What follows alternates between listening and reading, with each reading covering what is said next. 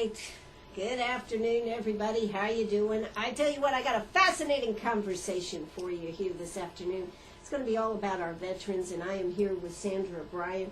She works with honor flights, and I met her on an honor flight, and then met her again when she was down in Florida, and so was I at the Republican Convention, and then saw her again at the Korean Veterans memorial service that Senator Tim Scott had.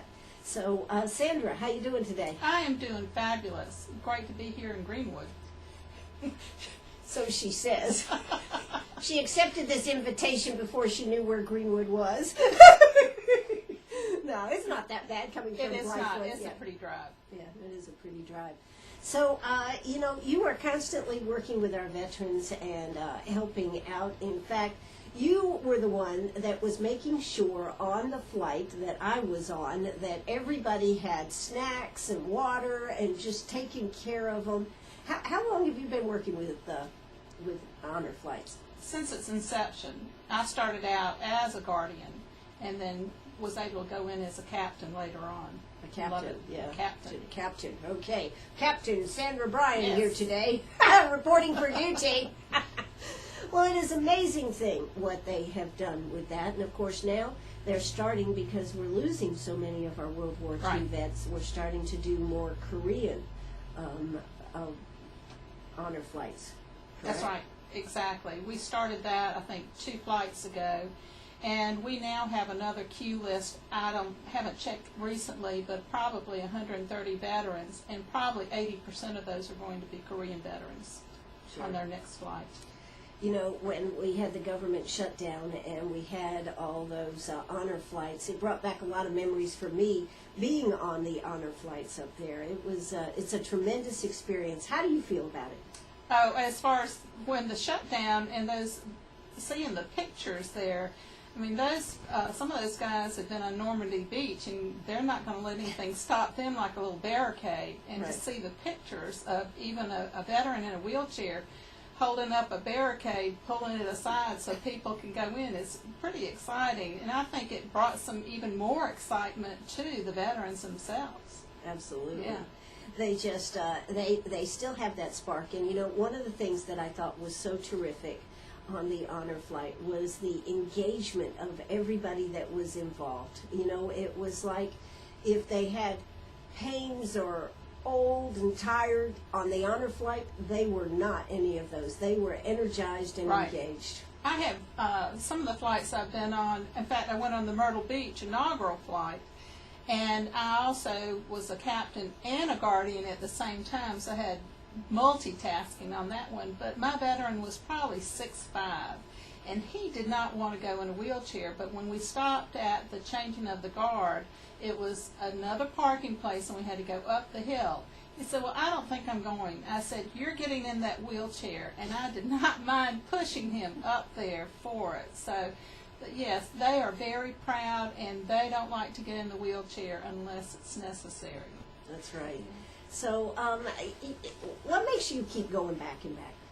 You know, I never tire of it, and I still cry when we get off the flights, or I have seen grown men cry, and one of them was a general. And I said, "Are you okay?" He said, "Yes, but people are thanking us," and he was just emotional. I get emotional right now, and it's just because it's our country and the patriotism. That's right. And we have had such great patriotism of our veterans. And you know what makes me very proud is to see now that we are being patriotic about our veterans, those coming back from Afghanistan and Iraq. And of course, you know, a very sad period in our country was Vietnam, where we weren't that way. That's correct. But it's interesting about the Korean conflict that, and some of those veterans you talk to who have been in all three, some of them said that Korea was worse for them coming back. So you hear different stories, but I still agree with you. Vietnam is one that is very sad. Sure. And would love to see us take those on, but we'll just have to see about the money. Yeah. Well, you know, it's very interesting when you talk about the money. You have had some great sponsors come Yes. on board with this. They just did from May 22nd, I was just reading down there in Columbia. They just did a book for all the guys and gals that were on the flight. That's right. And they did a reception. They had them come over to the hospital and show the video that's in this book, and also provided each guardian. And with the veterans, they had their name on it. And so they were just overwhelmed with that. And so that's a keepsake that's priceless for them. Sure, and you know what happens sometimes on these veterans flights is to have people meet up that haven't seen each other in 40 or 50 years. I was privy to that experience on my trip to with the World War II vets. Yeah, they have, I think, a high school, was it Columbia High, or one of those, that there are 4 or 5 guys. Now, they've seen each other, but some of them will find in their infantry someone that they have not met up with. And the neat thing also are families. We do allow families, maybe, if they're able to, meet them up in Washington. And so it's just life-changing for these veterans. Absolutely. But I think a couple of the guys were from Saluda. And they hadn't seen each other in 40 years. Really? And that was on the flight that I was on it was a year ago in May, yeah. So it was phenomenal. And I was right there chronicling the whole story, and they started talking about, well, you did this and you did that, and it was just really fun. Now, on that one, I brought an article because that's the one where they did the flash mob. Did you see that on the flash mob that they did? That went viral.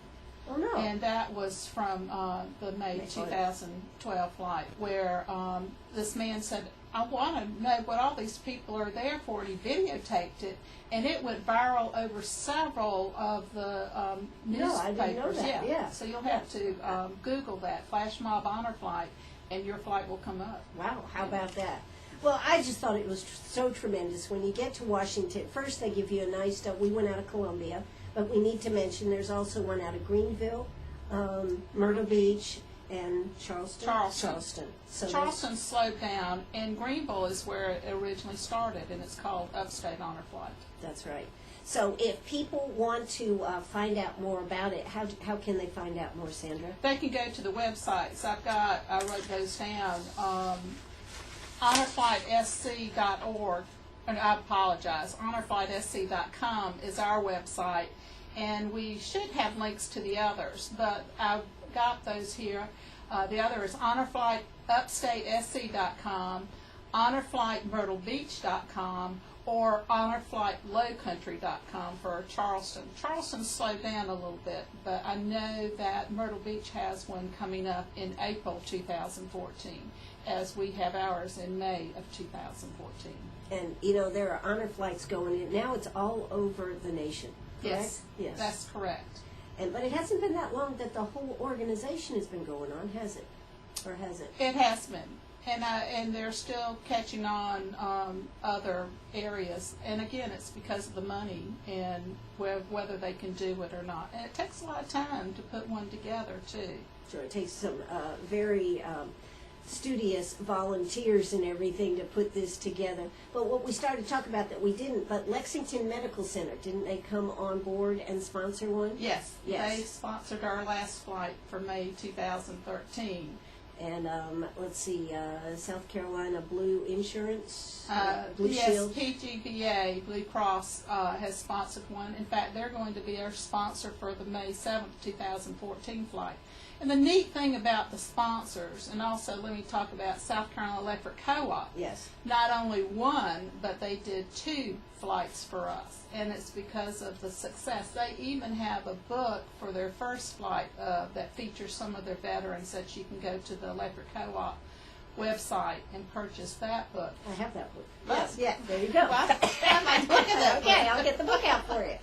But also, the neat thing is that when the corporations sponsor, they are also allowed to have some of their employees come on board or their board members. And again, it shows that camaraderie for the company.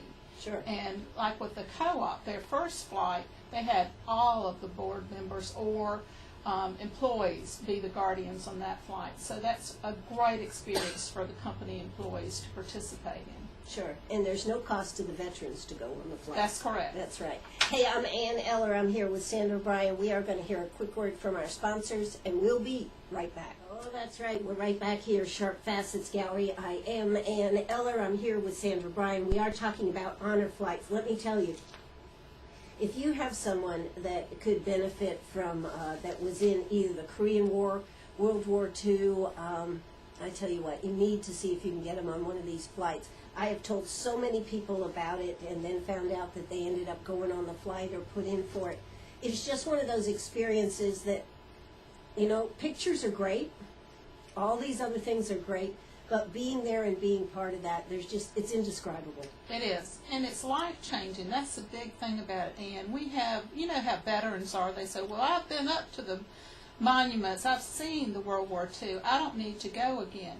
But it's the whole process, as you know, when you get to Reagan and all those people are there, when you get to World War II, and those children are saying, thank you for your service, and things like that are so precious. And I have to tell you, I had a son call up, and he said, my dad was not able to go on that flight for several years because my mother was invalid, Right. and she finally passed away, and my father went on the flight. After that flight, he was in a wheelchair before, and after that flight, he started walking. He'd gotten out of his depression. That Wow. flight helped him get out of that depression. So we hear stories like that, and I think it helps with their longevity in many of those cases. Absolutely. Yeah.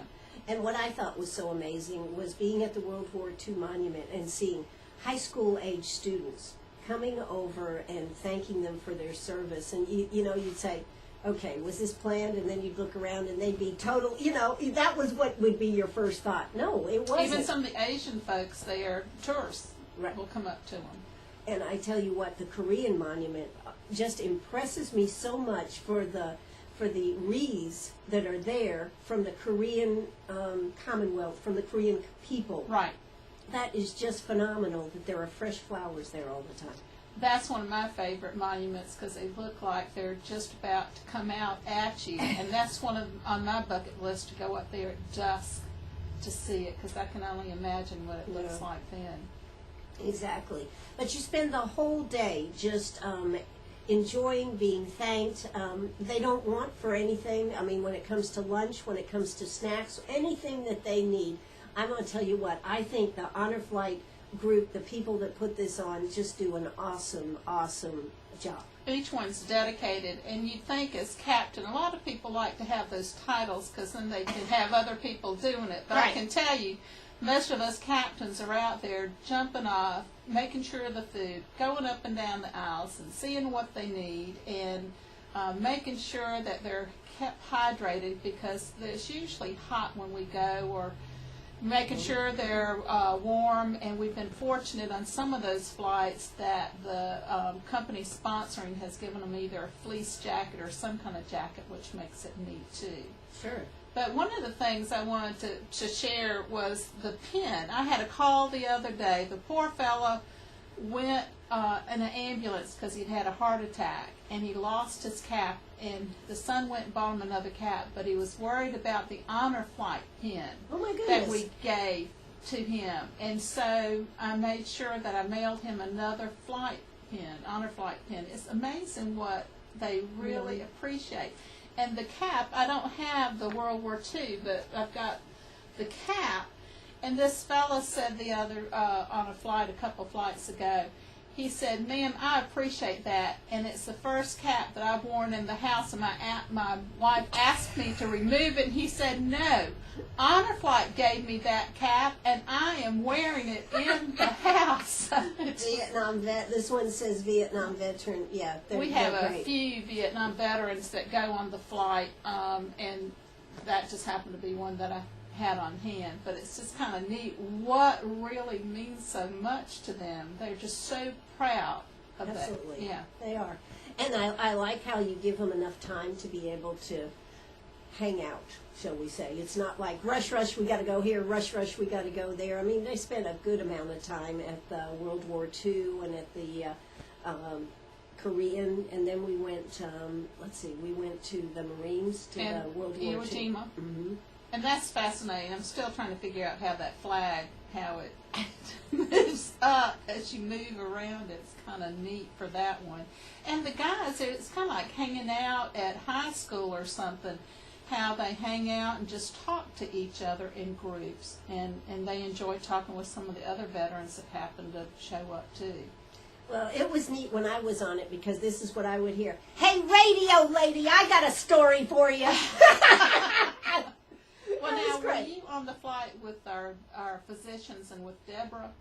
No, Okay. I don't think so. Yeah, No. and we're always required to have a nurse and physicians on each flight, so that's one of the things that some of the veterans worry about is that, well, I'm not sure about the health or this, that, or the other. But believe me, there are plenty of bathrooms. We have medical teams there in case something happens. But we also have a nice-looking younger doctor who's head of the veterans over at Veterans Affairs, and they would say, I have blood pressure problems. Could you come check it out? It was a girl, wasn't it? It Yes, was. I remember. Nice and tall, Nice, Deborah. tall-looking girl, yeah. I'm having chest pain. Yeah. So they have, even at that age, they still have a lot of humor in them and just love it. And then also the other neat thing is the guardians. I have, when I was first guardian, Lily. And Lily is now 92 years old and still drives. Wow. And I still go visit her over at the community center. And I couldn't keep up with her. She'd get off the bus and be on her way, and I'd have to say, wait. But it's the other thing about, like, being a guardian. You do pay to be a guardian, but it's the best investment. And you can, we'd like for them to continue on talking with their veteran Sure. even after the flight. But that's kind of neat, too. And quite often a family member will go. Yes. Or 3 or 4, and we don't give a discount because, again, it's about $60,000 for each flight for us to raise. So that we've had them, maybe 3 or 4 family members go. They also are responsible for at least 1 or 2 other veterans on that flight because, again, we like to take 100 veterans roughly on each flight. And they gladly do that, but it's that special time with their dad or mom to be on that flight. Exactly. Some of them have never talked about being in the war. I had that issue down there at Myrtle Beach. The veteran was quiet. He said, my family did not know that I was in the Army. He said, but I'm going back to share that I was in the service and what I did after being on that flight. Kind of neat. Absolutely. Yeah. The memories that it brings up to these guys, too, that may have, just kind of glossed over it, and seeing them come back to life and, just talking about some of the fun stuff, but then some of the really serious stuff. I mean, it's incredible. One of them talks about being a gunner and coming out of the plane with putting on his parachute and then being a POW after that. Yeah. And but yet now he's doing well, and he's one of our spokespersons a lot of times at our pre-flight meeting that he'll come speak. Sure. Well, there is definitely good stuff about going on an honor flight. They are having one next May and I guess next April, and you said maybe one is it in November in the We upstate think here? in the upstate. Yes. So honorflights.com, that's honorflights.com. You can go online and look that up. What a gift to Yes. give to a Oh, veteran. yes. Yes. And we do have some folks that will, I have one, in fact, that she wants to surprise her husband. So I found out what day he was not going to be home to get the mail and mail her the application because she wanted that to be his birthday surprise. What a nice idea. It is. It So is. That is just, terrific. encourage them to go on the flight. Absolutely. Hey, it's time for South Carolina Radio News. We'll be back after the news. If you got a question or a comment, don't hesitate to pick up that phone, 229-7984. That's 229-7984. Ugh, are you a pirate or a pack rat? Do you have a vacation of a lifetime sitting in the attic? or a college tuition hung on a wall, or is a fabulous retirement hidden in your jewelry box? Bring those items to Sharp Facets Gallery. We can establish value and buy from you or sell for you. And so ends another chapter at Sharp Facets Gallery, 72 Bypass, and on the web, sharpfacets.com. Oh, that's right. We're right back here, Sharp Facets Gallery on the 72 Bypass. You know, we were just talking about Arlington Cemetery, you know, and as many times as I have seen it on TV and seen pictures of it, it just wasn't the same as seeing it in person.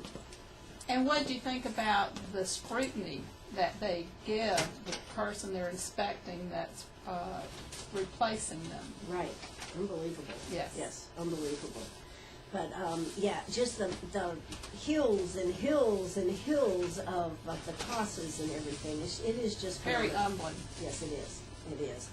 And and to see all the people being so respectful wherever we were, they were so respectful of all the guys and gals. You know, we talk about all the guys, but you know, there were women in the war too, Sandra. That's right. We failed to mention much of that. And then I believe you were able to stop by the World War II Women's Memorial. Mm-hmm. Yeah. That's very nice too, and to see the different uniforms there.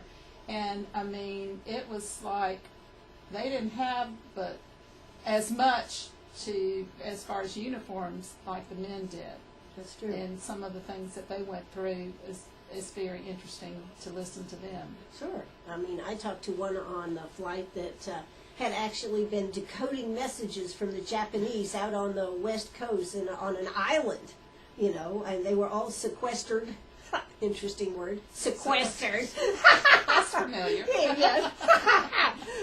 out there on an island. In fact, she told me, I asked her how she ended up getting into the service, and she said, well, it was during the war, and they were sitting there, she and a girlfriend were sitting there watching a movie in Texas. And the movie at the end said, "We want you." And so they looked at each other and said, "We got to go."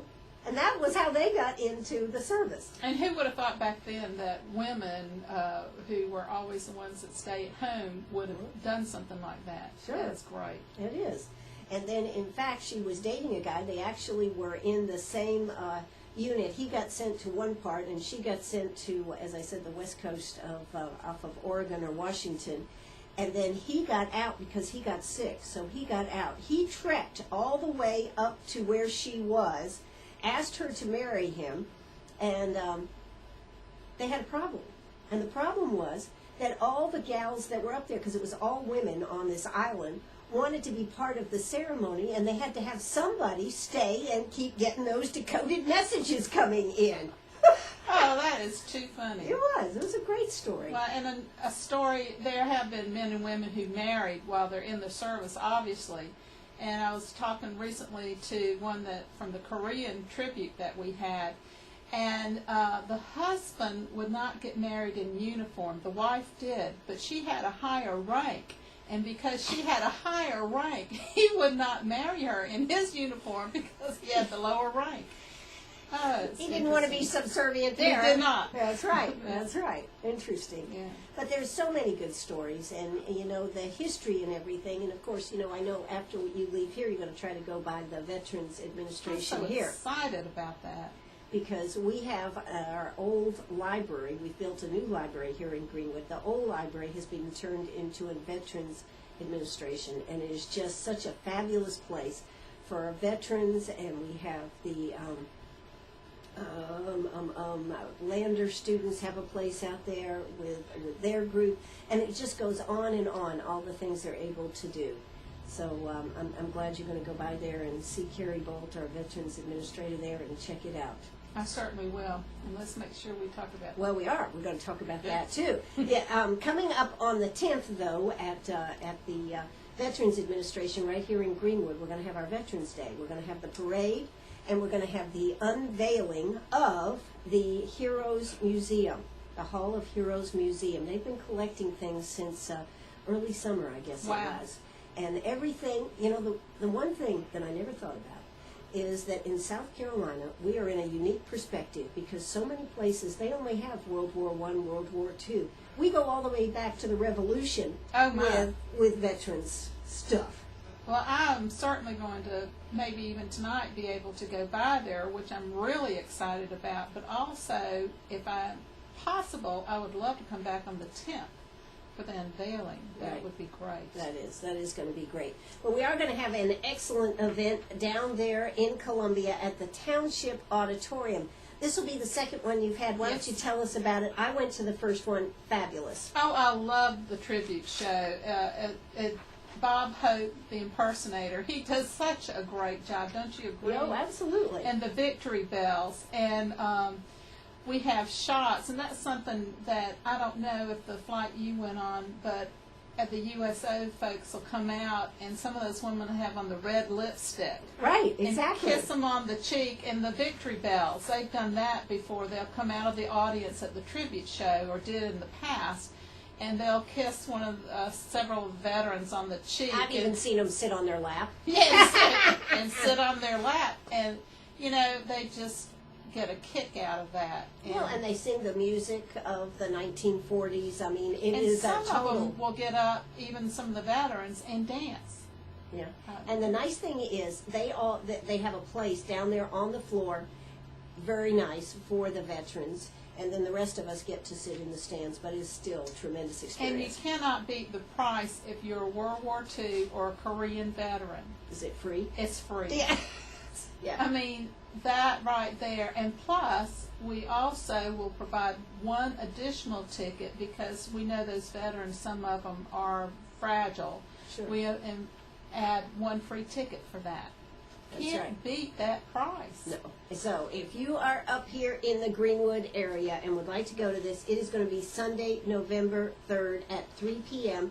Township Auditorium. That's down there in Columbia. Get there early because I'm going to tell you what, they are going to be wrapped around the building waiting to get in. And I bet you remember that too. And the other neat thing is we had a veteran from Rock Hill, a woman veteran, Martha Ferris, I believe is her name. She is going to do the Pledge of Allegiance. And she was on that May flight. And she was on the May flight. And I just got a call from the Rock Hill Legion riders, and they are checking into maybe escorting her down. That's the other thing we'll have is some of the Rolling Thunder bikers will be outside greeting those veterans, and they love that too. Sure. So that's going to be neat too. So this is a total turning back the clock and having a great time with and that. you will see, as you noticed at Tim Scott's event, that some of those veterans will wear their cap or a uniform if they can still get in it. And we'll encourage the veterans, if they want to come in their uniform or wear the cap to this event, they're more than welcome to do that. Well, you know, I was sitting up in the stands and I had a guy sitting in front of me and I kept looking at him and finally I got the front of his cap. He was a World War II vet that happened to be sitting up in the stands.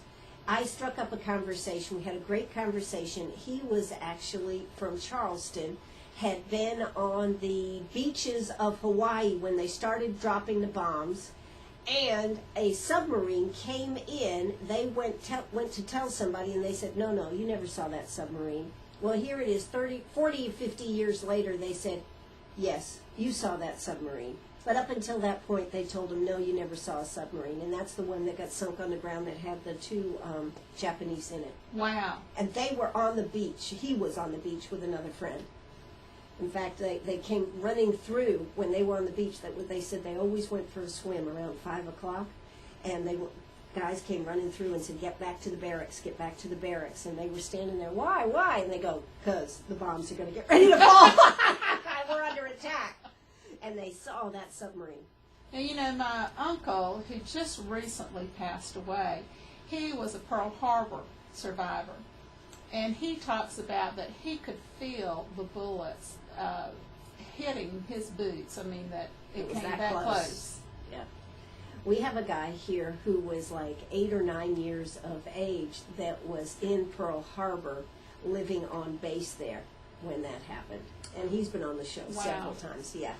Very, very cool. And the other thing that's interesting is because some of them will say, I'm 88 and I'm a World War II veteran. And I go, right. But they lied about their age. Some of them went into the service at 14. And Right. a lot of the reason was patriotism. That's why they wanted to serve their country. And they went in so young. Amazing. It is amazing. Can't do that, I don't think, today. I don't think so. We're too carded, fingerprinted, There you all go. these things. All At that these time in the world, they just wanted bodies, and if you wanted to say you were 18, okay. Right. And you could pass. All right, we're here at Sharp Facets Gallery. I'm talking with Sandra Bryan, just having a good time remembering some of the things that happened on the Veterans Honor Flights, and talking about this tribute show, this Honor Flight tribute show, coming up on Sunday, November 3rd. If you'd like to call and see about tickets, call 803-582-8205.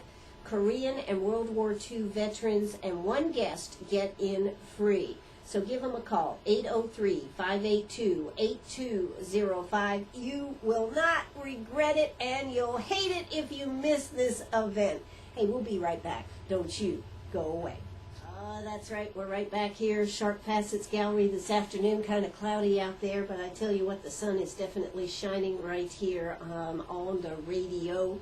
We've been talking about honor flights and all the good things that come out of this. Most importantly, it's honoring our veterans and giving them the opportunity to feel good about what they did for our country. And the day that we forget that our veterans are the reason that I'm able to be on the radio and Sandra's able to be with us is going to be a sad day in our country. Just like I thought it was a very sad day when they didn't just pay them the money for our 6 fallen veterans that came back. Right. I mean, you look at these things, and then to get Fisher involved from the Fisher House, and then to tell them, oh, we don't need your money, we're taking care of it. What a fiasco. What a fiasco. And then privately, though, they followed up and paid for it. Is that right? Yes. Okay. Yes. Or they paid them part of it. But did you know that Fisher House went ahead and wrote each one of them a check for $15,000. Do not have to pay it back. They're not asking the government for the money. They just did that out of the goodness of their heart for all the hardship that they had been through. Those six, I didn't see that. Yes, they did that. That means so much. It I does. mean, that's such a tragedy, a tragic time where the family can't really think about money, and a lot of times they don't have the money. So what comfort to them to help them out in that time. Absolutely. But yeah, I thought that was so terrific that they gave them a check, $15,000. This was from Fisher House. They did not have to repay it. They just said, here's for your trouble. Thank you. Yeah, and it's amazing going back to what happened during the government shutdown with the turnout of people and the awareness and the patriotism, I felt like came back out again during that time of people wanting to do things privately and help fund to keep some of those memorials open. Sure. And of course you heard about the South Carolina guy that was up there mowing the memorial. Did you hear about that? Yes, that was from Charleston, Chris Cox, yes. Chris Cox. Yep. So, having his Palmetto flag. Absolutely. I said to myself, couldn't be any better than for one to be from South Carolina doing that. And he was out there, started just by picking up the trash.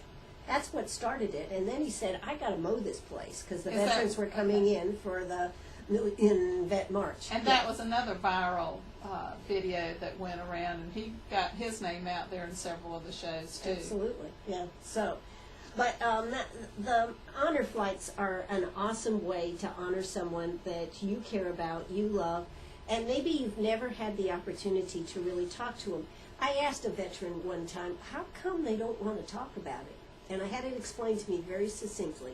And if you're not a veteran and you weren't there, then you just can't understand it all, and they just feel comfortable about talking to each other.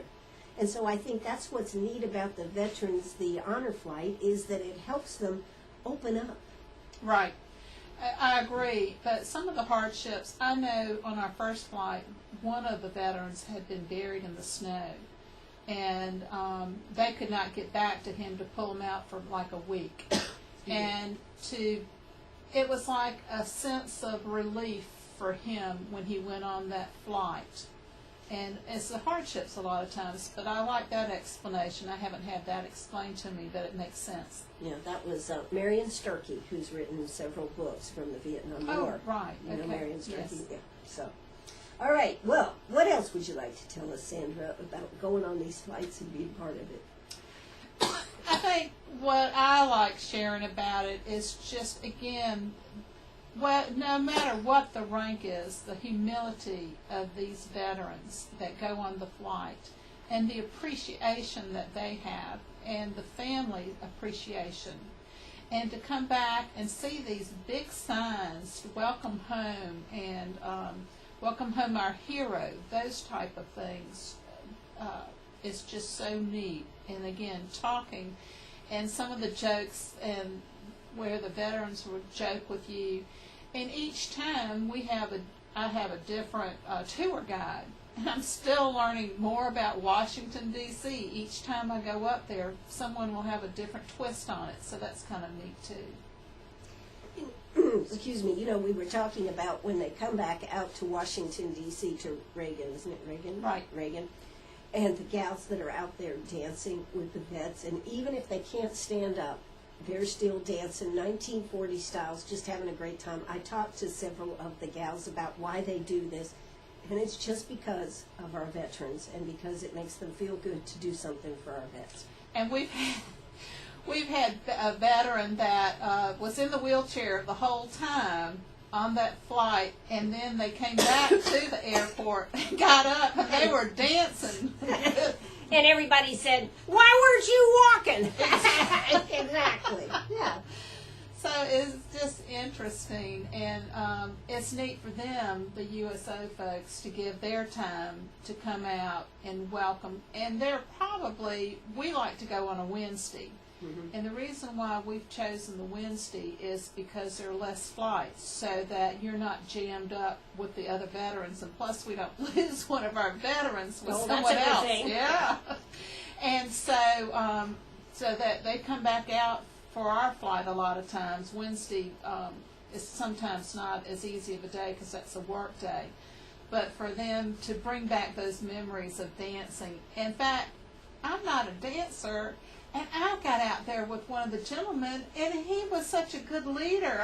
I felt like I was really dancing. So you were out there doing the jitterbug and I all that good was. stuff? Can you believe it? How about that? That's Yeah. pretty cool. And I like some of the guys as they get back on the plane. I'm never washing this kiss off my cheek. And then the one that says, "Oh my God, I've got to get off my cheek. My wife will see this." Is it all? Yeah. Is it all? Yeah, exactly.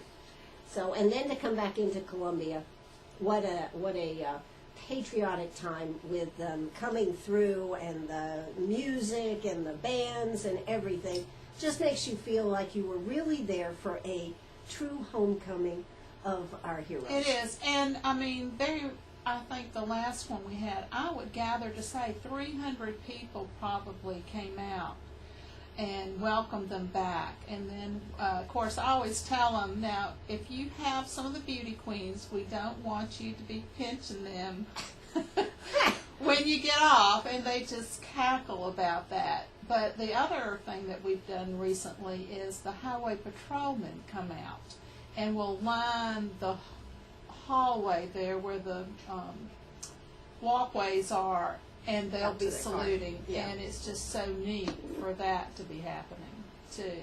It's just really cool. Well, you know, Terry Weeks, you and the whole crew down there really are Terry being- Pound is Excuse great. me, Terry Pound. And Ron Saxton. Ron, I have to tell you this real quick, is one of the important things, and I almost spazzed out, was Fig Newtons. It's one of the big snacks. And I went to one of the stores, and they were out of Fig Newtons. And this is like the week before. And I'm spazzing out and had to go to another store, and thank goodness they had the Fig Newtons. And Ron likes the Fig Newtons. Sure, but I mean, you guys work so hard to make sure there's not any detail. And when you have one that can't get around, there is no problem. I saw people lifting them out of their seats in the airplane into the wheelchair, down the ramp. I mean, whatever it took, it was phenomenal the way they are treated. Yes, I agree. And we have different colored buses, as you know, and the red buses where we carry the ones that are not able to move around as much. And so thank goodness they have a lift to take that wheelchair off the bus. Sure. So if you have someone that you're saying, oh, I don't know if they could do it, please check it out. Please don't let that be a reason not to do it. Check out it all, because there are a lot of ways to make it happen, correct? Yes, absolutely. So check out honorflights.com. That's honorflights. No, it's honorflightsc.com. Oh, excuse me, honorflightsc.com, honorflightsc.com for more information about that. You are listening to WCRS right here in Greenwood. Check that out. We've got Greenville, we've got Columbia, Charleston, and Myrtle Beach. So there ought to be a location close enough to you to be able to take one. Absolutely. And then don't forget about the Honor Flight Tribute Show coming up Sunday, November 3rd, 3 p.m., Township Auditorium down there in Columbia. If you are a World War II or Korean War veteran, you can get in for free, and you can bring one guest for free. You got to call 803-582-8203. That's 803-582-8203 for veterans tickets. And if you just want to go and relive a time that is a bygone time, go to the Honor Flight Tribute Show. It's a blast. Sandra, thanks so much for making the trip up here.